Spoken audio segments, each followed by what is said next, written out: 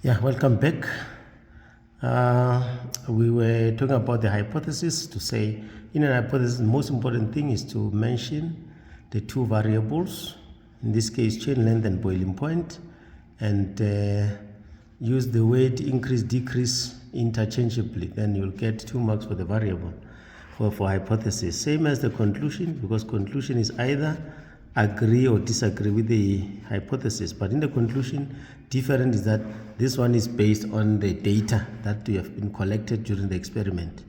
Then that's when now you will be in a conclusion. Very important, you start with independent to avoid a problem of English. I'll just say as the chain length increases,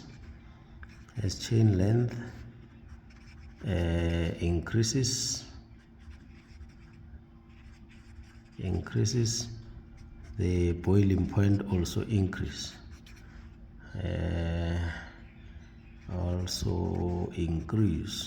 Or just say increase in chain length, same as this one, increase the boiling point.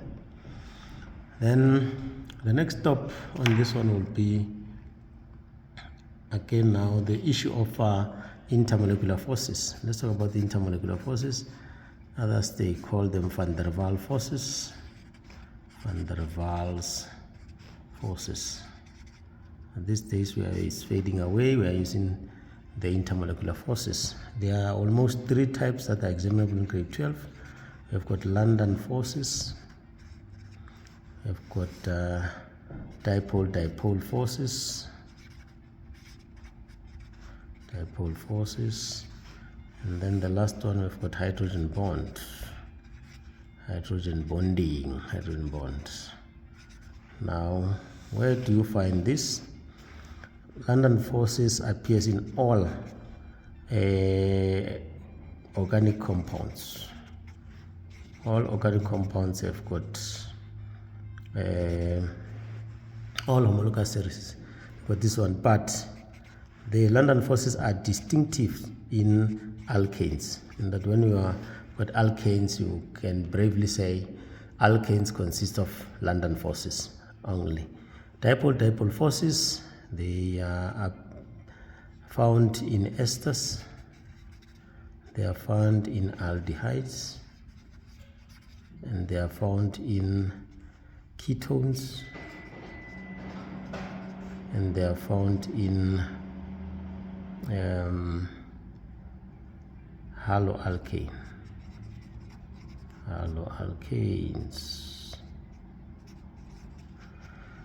That is dipole forces. Hydrogen bond is found in alcohol, but be careful here to be explicit. You can even tell the examiner it's got one side of hydrogen bond in alcohol. Again, they are found in carboxylic acids,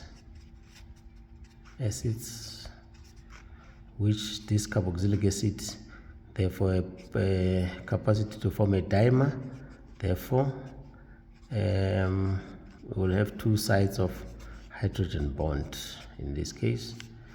Especially when you are comparing alcohol with carboxylic acid, you have to mention the sides. 1 mark will be for both having hydrogen bond.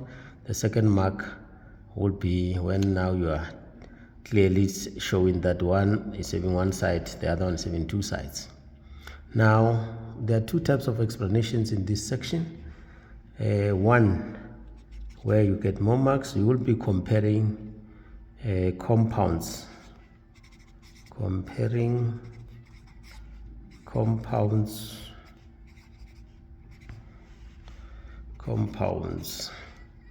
from the same homologous series.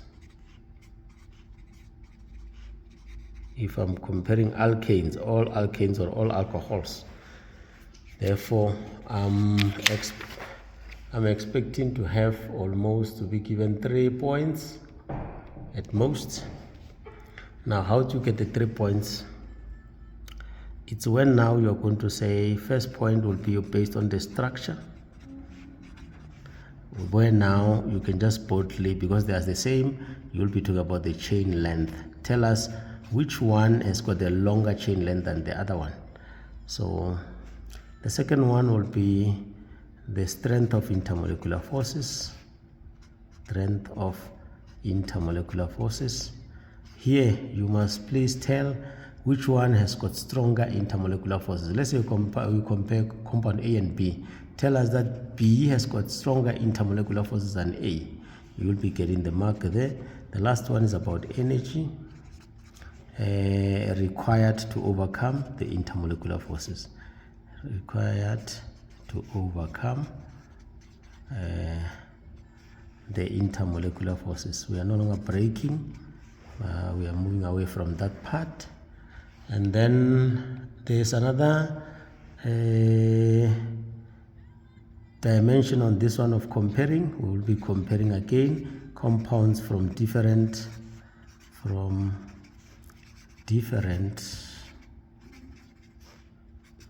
homologous series. I might be comparing alkane with alcohol. If that is the case, there are 4 marks that you can be given. First, you have to mention the type of intermolecular forces in each. Please, in each. Tell us that compound A has got London forces, whereas compound B has got dipole forces. By saying that, you get 2 marks.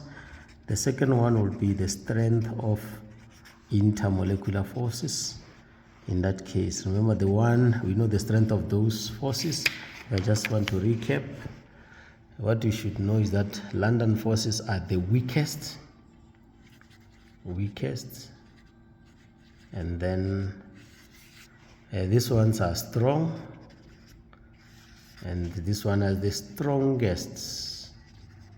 The hydrogen bond is the strongest. Therefore, remember that one.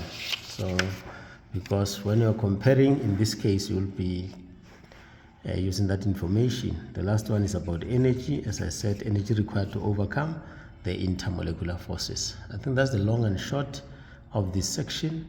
In the next part, we are going to focus now on answering a question from a question paper. Don't forget the definitions. That's the first part.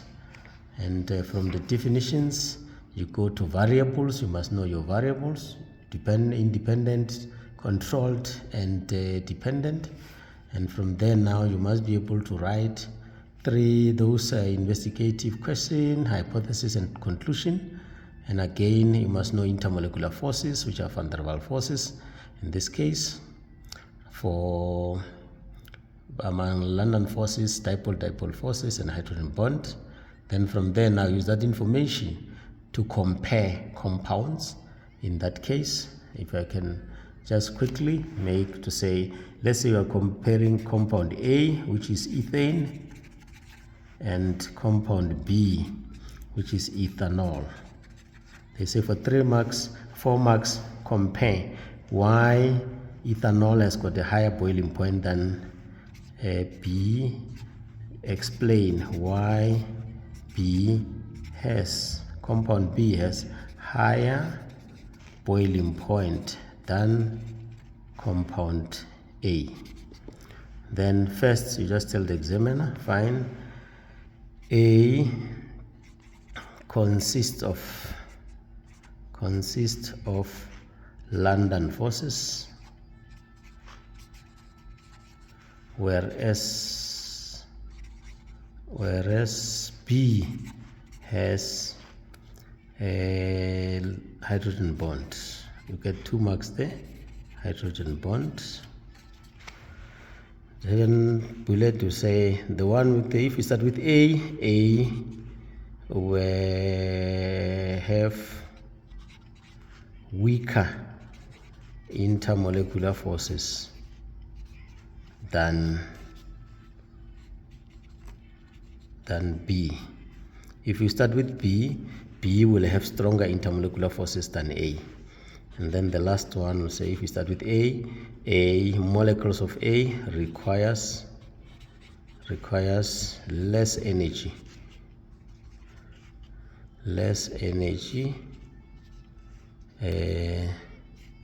to overcome